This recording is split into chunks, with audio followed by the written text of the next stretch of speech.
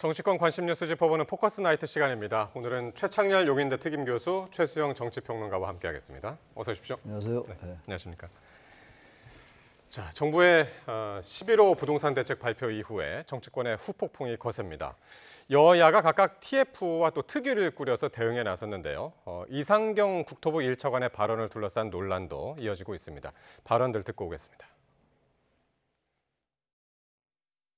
저희 당의 자체 조사 결과에 따르면 집값이 상승할 경우에 정부가 안정시켜야 한다라고 하는 여론은 시장에 그냥 맡겨두어야 한다라고 하는 여론에 비해서 2배 이상으로 압도적으로 높습니다. 12월까지는 시, 군 구별 구체적인 공급 계획을 포함하는 주택 공급 관련한 세부 계획을 마련하도록 하겠습니다.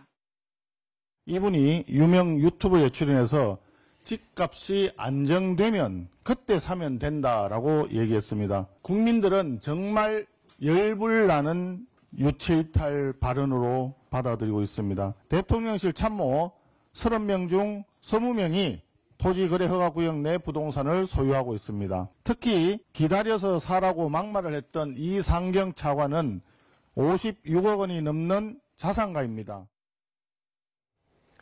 자, 여당 민주당이 정부 부동산 대책 후속 대응 차원에서 주택시장 안정화 TF를 추범하기로 했습니다. 보신 것처럼 이제 단장은 한정혜 정책위의장이 맡았고, 이게 대책 발표, 부동산 발표가 난 지 일주일도 안 된 상황이고, 이게 이제 발효돼서 이제 실질적으로 이행된 게 이제 어제부터니까 이제 하루 지난 상황에서 TF팀을 만들었단 말이에요. 민주당이 지금 하고자 하는 것은 뭔가요? 그러니까 지금 워낙 부동산 가격이 급격하게 오르니까 네. 대책을 안 넣을 수도 없을 거예요. 근데 10월 15일 날 그 대책이 일단 대출 억제잖아요. 그 토지 네. 거래 허가로 묶고 서울 전역을. 서울 전역을 묶은 것도 강남과 강북, 도봉구 이런 데 차이가 엄청나게 커요. 같은 서울시지만. 제가 도봉구 살거든요. 제가 잘 알아요. 저희 집값은 예. 떨어졌더라고요. 오히려. 떨어졌어요. 예. 그런데 뭐 좋은 얘기는 아니지만 어쨌든 그런 상황에서 지금 다 토지 거래를 묶었단 말이에요. 그 전반적으로 수요를 억제하는 것도, 그러니까 수요도 억제하고 공급도 늘리고 이렇게 하면 좋은데, 기본적으로 어쨌든 이 부동산에 대한 열망은 다 있는 거 아니에요. 특히 젊은 사람들도 그렇고 나이 든 사람들도 마찬가지인데, 이 부동산의 가격 차이가 너무 커요. 일반적으로 사실은 부동산 공급을 늘린다고 해서 그것도 특정 지역하고의 그 밸런스를 맞출 수 있을 거라는 생각도 들기도 하는데, 그렇다고 예. 공급을 안 낼 수는 없죠. 공급을 늘리더라도 어느 지역에 공급을 늘리는가 중요하다고 저는 생각해요. 제가 부동산 전문가가 아니기 때문에 네. 더 깊게 들어갈 수는 없습니다만, 아무튼 정부가 나서지 않을 수도 없고, 또 과거의 예를 보면은 정부가 대책을 내놓으면 또 더 오르는 경우가 너무나 많았어요. 그러니까 아주 딜레마인 것 같아요. 그러니까 여다 야나 이건 사실 어느 정권이나 뭐 보수 진보 할 거 없이 이거야말로 큰 진짜 문제. 특히 이제 내년에 지방선거가 있기 때문에 여당으로서는 이 부동산 가격에 대해서 안정을 찾지 못하면 상당히 표심을 의식 안 할 수가 없을 겁니다. 아마 야당보다 더욱더 그렇겠죠. 왜냐하면 현재 권력을 획득하고 있는 그런 집권 세력으로서 아마 그래서 10월 15일 날 이제 대책 발표하고 어제 이제 발효했는데 바로 하루 만에 이렇게 발표하고 이런 거거든요. 상당한 이제 위기감을 느끼는 것 같은데, 이건 정치적인 위기감 이런 차원을 떠나서 정말 실질적인 걸 해야 되는데, 이따 말씀이 나올지 모르겠습니다만 그렇게 하려면 말이죠. 이 부동산 관련 정책을 담당하는 이 관리들이 일단 떳떳하고 당당해야 돼요. 그렇지 않으면 이런 말 할 그게 이제 일단 내키질 않아요, 국민들에게. 우선 그것부터 정부나 정권이 다 잡을 필요가 있다고 생각합니다. 그래서 이제 국민의힘에서 이제 내로남불 이런 얘기가 이제 나오는 건데, 어쨌든 지금 말씀하신 것처럼 정부 대책에서는 이제 수요 억제책이 이제 주요 대책이었고, 지금 이제 그래서 이제 민주당에서는 공급을 늘리겠다, 연말까지 그 계획 세우겠다, 이제 그렇게 얘기를 한 상황인데 어떻게 보셨나요? 아니, 저는 이제 이 공급이 없는 수요 억제책만 가지고 부동산 시장이 잡힐 거라 생각했나요? 너무 그랬다면 단순한 얘기 아닙니까? 바로 나온 지 지금 일주일도 안 돼서 이제 여권이 TF를 발족하는 걸 보면은 얼마나 이 부동산 이슈를 단견적으로 보고, 그다음에 마치 정치가 시장을 이길 수 있다는 생각으로 규제책만 남발했다고 저는 볼 수밖에 없고요. 지금 여당이 이렇게 하는 건 물론 내년에 지방선거 때문에 이제 민심이 굉장히 지금 험악하게 돌아서고 있고, 더더군다나 경기도는 몰라도 수도권, 서울 의원들은 이러다 우리 다 죽는다 지금 아우성이 터져 나오니까 부랴부랴 불을 끄는 건데, 전 김현미 장관 얘기 떠오르더라고요. 과거에 부동산이 아파트가 빵이라면 내 밤새도 찍어내겠다고 하는데 지금 한정혜 의장 얘기잖아요. 구별로 이제 공급 대책을 연말까지 발표하겠다. 빵입니까? 그렇게 찍어낼 수 있으면 이걸 왜 안 했어요? 연말까지는 2달밖에 안 남았는데, 그러니까 저는 이렇게 급조하고 그다음에 막 이렇게 미봉책으로 불을 끄듯이 하는 게 오히려 시장을 더 흔들고 그다음에 시장의 불신을 더 높이고 그런 측면에서 경제는 시장을 이길 수 없고 정치는 민심을 이길 수 없다는데 네. 결국 이재명 정부도 자꾸 이렇게 시장을 진영 논리로만 바라보는 것들 그다음에 지금 최 교수님 말씀하신 것처럼 고위공직자들 특히 또 주무부처 관리들의 내로남불 이런 것들이 더 민심을 불을 지르고 있다고 저는 봅니다. 예. 그래서 오늘 이재명 대통령도 투기 수요 억제를 위해서 사용 가능한 모든 수단을 투입하겠다 이런 의지를 밝혔고 그런데 보유세 강화 부분에 대해서 대통령실이 세제 개편 검토는 아직 이르다 이런 입장까지 지금 내놓은 상황입니다. 자, 국민의힘도 지금 이제 장동혁 대표를 위원장으로 하는 부동산 특위를 새로 띄웠는데 공세를 계속 높이는 그런 모습이네요. 그렇습니다. 지금 민심이 이반되고 있는 징후가 뚜렷하고 여권이 지금 어찌됐건 수도권의 의원들도 경기도 의원들과 서울 의원들이 양분되고 지금 이런 것들이 뚜렷해 보이니까 네. 물론 사실 이런 이슈들이 정파적으로 어떤 이익이 있느냐 정치적으로 어떤 이익이 있느냐 이렇게 따지는 건 참 국민적 불행일 수 있어서 저도 말씀드리긴 조심스럽습니다만 예. 지방선거에는 굉장히 국민의힘의 호재인 건 분명해 보입니다.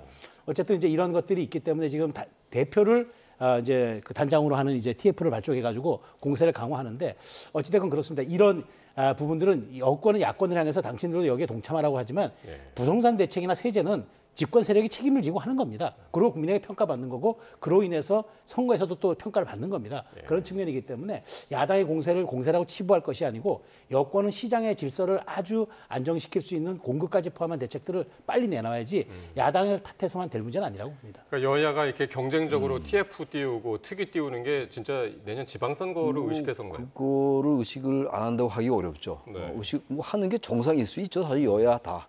근데 아무래도 이게 어쨌든 간에 이 지금 집권 세력 국정을 운영하고 있는 국정을 담당하고 있는 물론 야당도 뭐 국정 운영의 한 축이긴 합니다만 국정 운영을 담당하고 있는 이 여당이 더 부담스러운 건 분명해 봅니다. 근데 지금 이재명 대통령의 말씀이 가용한 모든 사용 가능한 수단을 강구해 이렇게 이제 추상적 얘기를 했는데 모든 가용한 수단이라면 세제가 안 들어갈 수가 없는 거죠, 사실은. 근데 지금 구윤철 부총리가 얘기한 거는 보유세 좀 강화하고 예. 양도세 좀 정책실장도 낮추 같이 얘기했었죠. 그리고 이제 그게 대체적인 추세다라는 얘기를 했어요. 근데 과거에 이제 보유세 강화가 엄청난 조세 저항에 부딪혀요.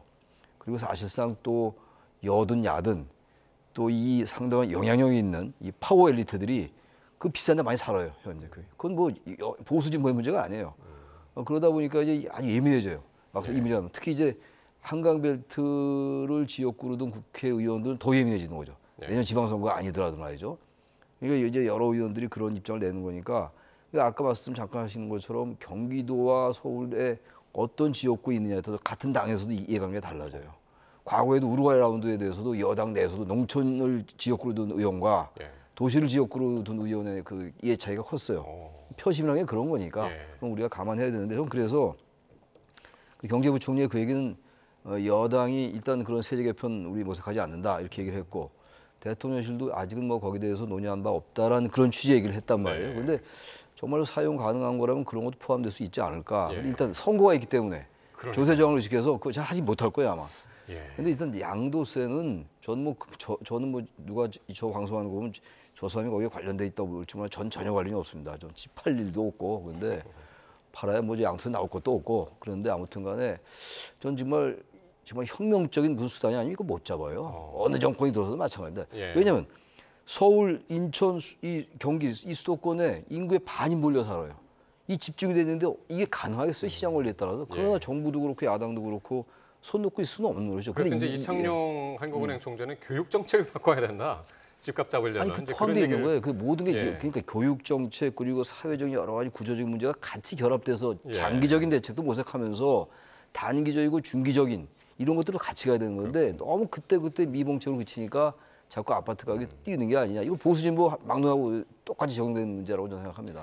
근데 이런 그 민심이 약간 좀 이번 부동산 대책으로 이제 이반된 상황에서 이상경 국토부 1차관 발언이 또 이제 불을 또 지폈는데 이 집값이 떨어지면 그때 사면 된다. 돈 좀 모으고 있다가 그때 사면 된다라는 취지로 발언을 해서 논란이 빚고 있는데 실수요자들의 지금 불만이 상당히 큰 상황입니다. 생각해 보십시오. 우리가 대출을 끼고 사는 이유가 이제 대출은 은행이 주는 일종의 공적 이제 돈을 빌려주는 대출 기능이잖아요. 전세는 어찌 보면 사적으로 대출해 주는 대출 기능을 담당하고 있어요. 근데 전세를 끼고 이제 사는 걸 이제 갭 투자라고 그러지 않습니까? 그래가지고 이제 예를 들어 30억 사는데 전세 10억 주고 대출 15억 받고 이런 식으로 이제 자기 돈 넣고 해가지고 이제 넘어가는데 이걸 막아버렸잖아요. 근데 네. 이상경 국토부 차관은 이렇게 해서 지금 자산을 벌린 게 50억이에요. 예. 두 채나 갖고 있어요. 물론 하나는 전세 관한 그건데 그렇게 갚으면서 또 자기가 집을 그 전세 살면서 수익을 남겼고 5억 이상 남겼고 근데 그걸 가지고 또 부인은 갭 투자를 해서 아파트 한 채 더 갖고 있고 이런 상황에서 여러분은 기다리면 좋은 날 우리가 아파트 값 잡는 날에 돈 많이 벌어서 그때 집 사십시오 하는데 이거는 국민들 염장을 지르는 소리죠. 그러니까 저는 국토부 담당 차관으로서 더더군다나 유튜브에 나가서 얘기한 것도 사실은 이런 보도 채널이나 어떤 유력 방송사에 나와서 책임 있는 발언을 해야지 유튜브 방송 나간 것도 문제지만 거기서 저렇게 아주 소신 발언을 해가지고 국민들의 염장에 국민들 민심에 불을 지르는 그런 그 했던 것이 주무 차관 아닙니까?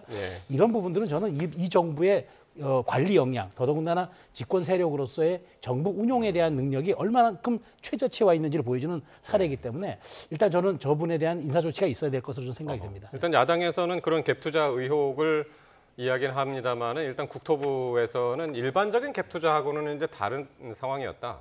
그렇게 이제 해명을 하고 있습니다만. 근데 아까 교육 정책 잠깐 말씀하셨잖아요. 근데 교육하고 부동산은 국민들 정서에 대단히 민감해요.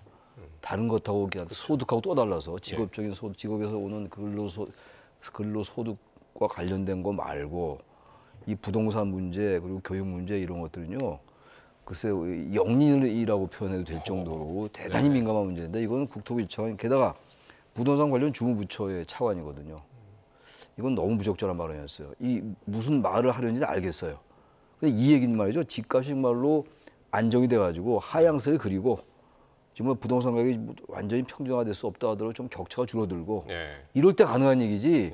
지금 그렇게 대한민국 국민 중에서 부동산에 대해서 저같이 식견이 없는 사람들도 이게 떨어지라고 생각할 사람이 있을까요? 이 발언이 이제 예전에 이제 문재인 정부 때 부동산 정책이 한 글쎄요. 40여 차례 나오면서 그래도 이제 막 기하적 급수적으로 이제 올라갔던 그걸 경험한 사람들이 이제 더 이제 근데 불만스럽게 이제 얘기를 하고 국토부 차관이 이걸 모를 리가 없을 텐데 이 말을 이렇게 하고 그리고 보니까 또 본인은 무슨 차익을 많이 남겼고 차익 남긴 건 뭐라고 할 수 없어요. 옛날에 사던 아파트가 올라가니까. 근데 여긴 또 전세 끼고 사고 이렇게 오니까 이제 이게 그것이 잘못되지 않았다 잘못되어서 이건 정서의 문제거든요.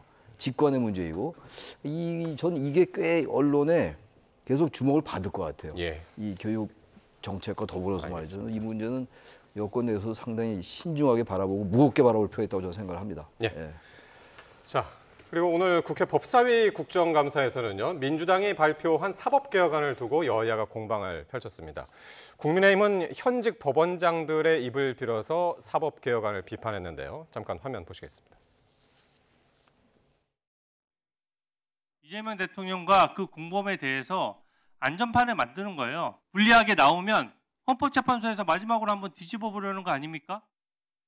헌법상 사법권은 최고법원인 대법원과 각급 법원에 기속된다는 규정에 위반될 소지가 있다고 생각합니다. 거기에 대해서 법원장이 덜컥대고 입장을 말씀하시면 정치를 하신 겁니다. 좀 더 신중해 주셨으면 좋겠다는 요청을 드리고 싶습니다.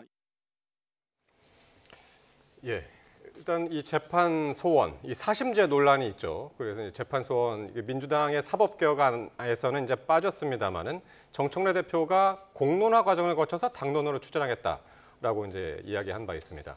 여기에 대해서 이제 진성철 대구 고등법원장이 헌법에 위반될 소지가 있다라고 했고요. 그리고 이원범 대전 고법원장은 내란 특별재판부에 대해서 이 사법부 독립성을 훼손할 가능성이 있다라는 취지로 또 이야기를 했습니다.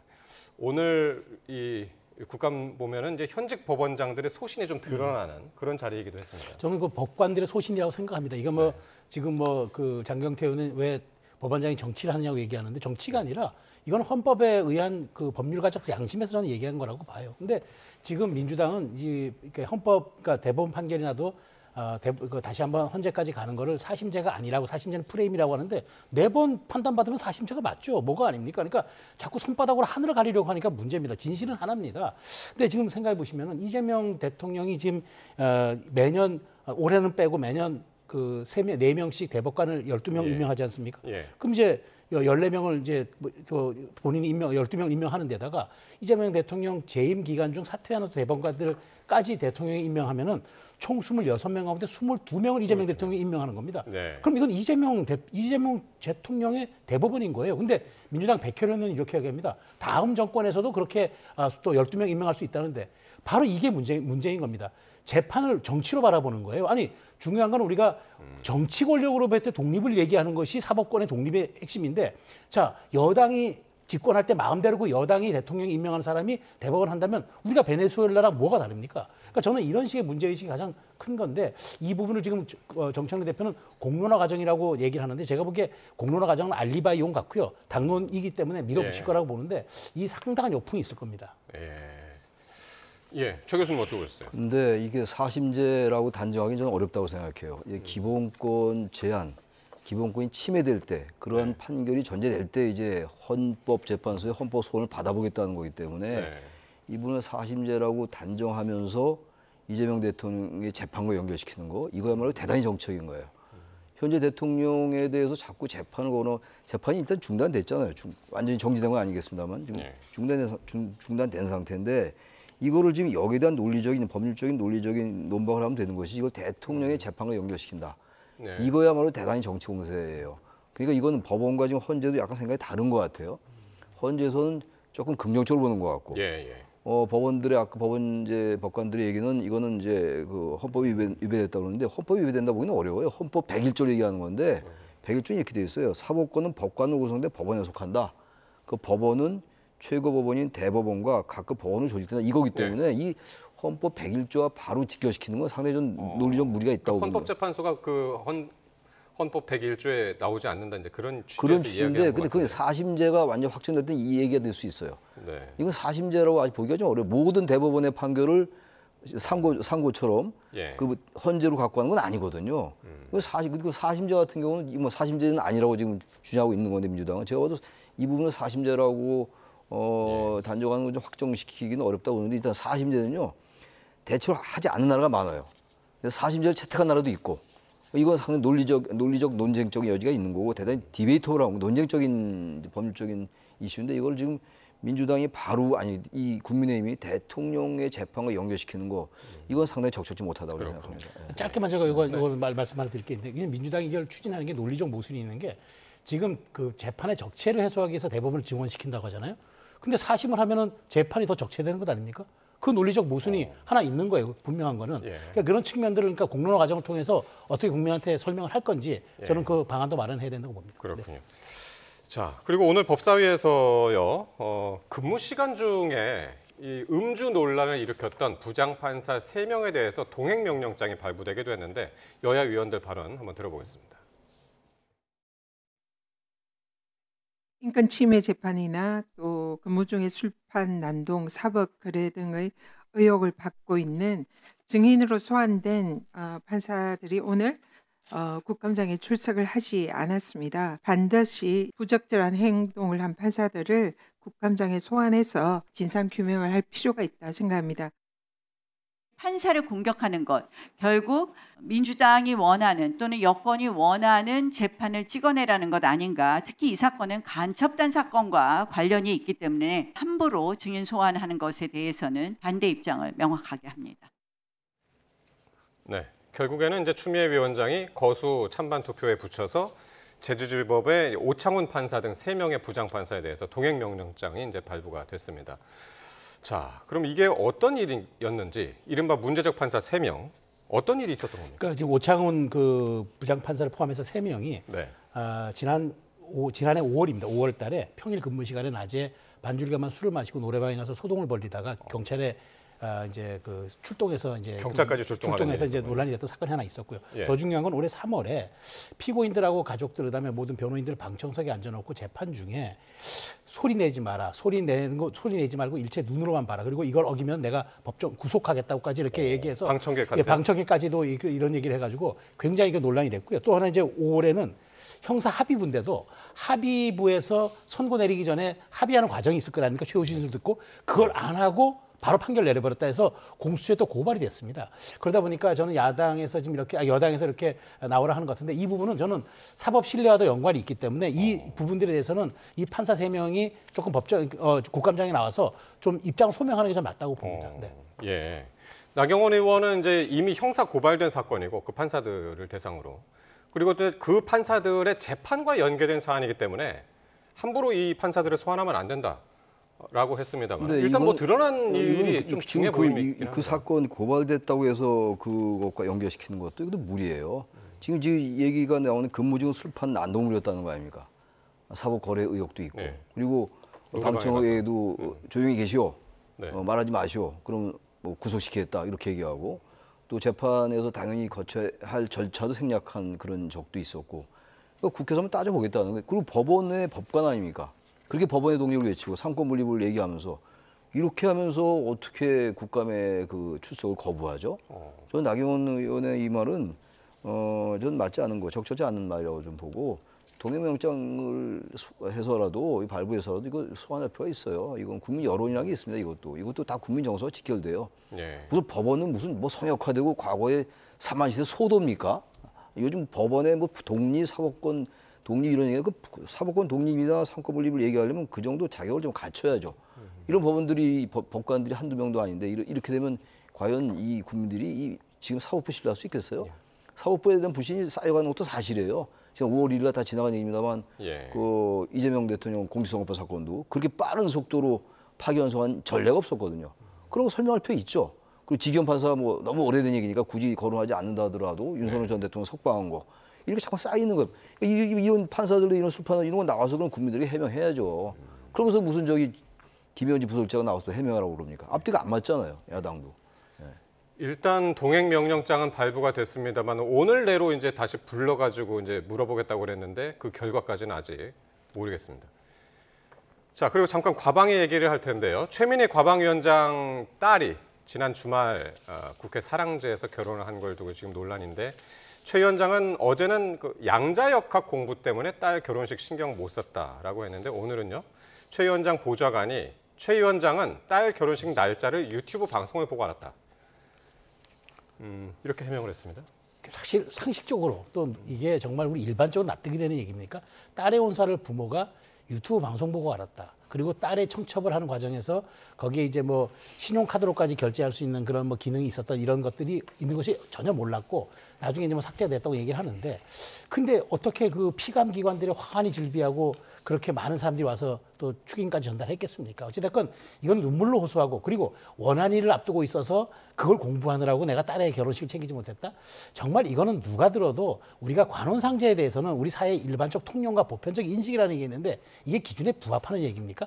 오히려 저는 책임감 있게 깔끔하게 사과하고 저는 이런 상임위원장으로서 좀 약간 부적절한 처신이 있었다. 깔끔하게 사과하고 오히려 가족들이 우리 다 국민에게 엎드려 사과한다. 이렇게 출구 전략을 짜야지 이게 무슨 해명이라고 합니까? 저는 이거는 더 오히려 이게 바로 민심에 불을 지르는 행위들입니다. 네.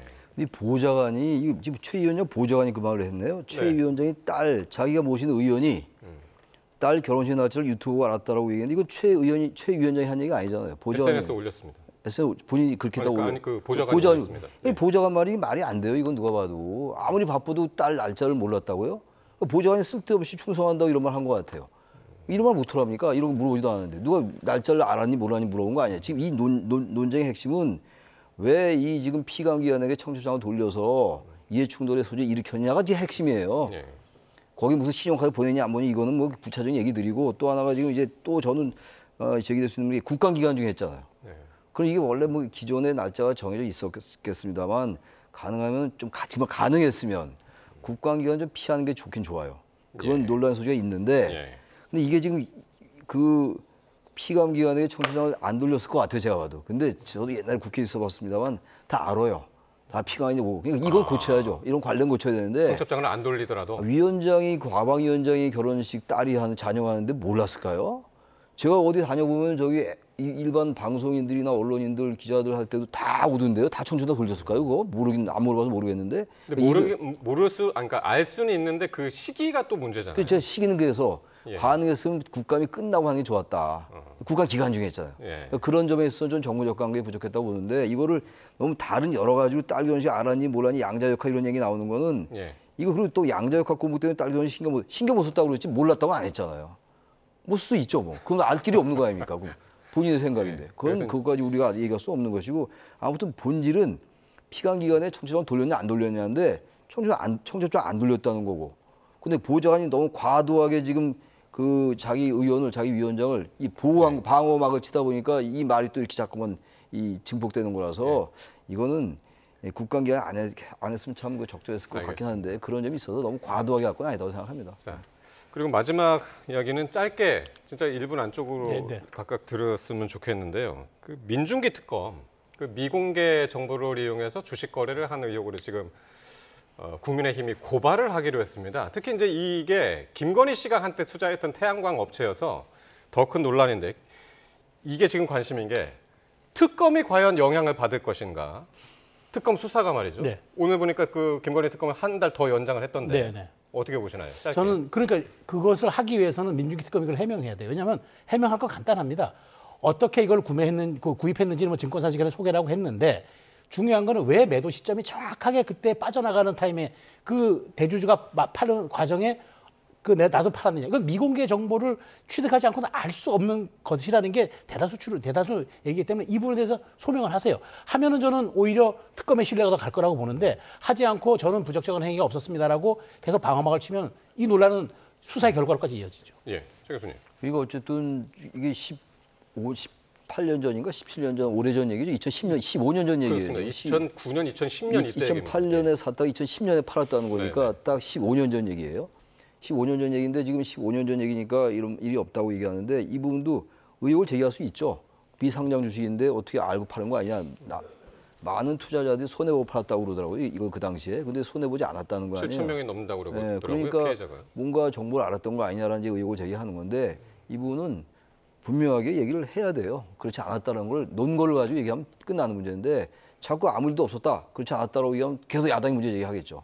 그럼 특검의 신뢰가 또 이게 금이 갈 수 있기 때문에 이거는 민중기 특검이 보다 논거를 가지고 조목조목 해명할 필요가 있다고 생각합니다. 예. 자, 오늘 여기까지 듣겠습니다. 지금까지 최창렬 용인대 특임 교수, 최수영 정치평론가와 함께했습니다. 고맙습니다. 네, 고맙습니다.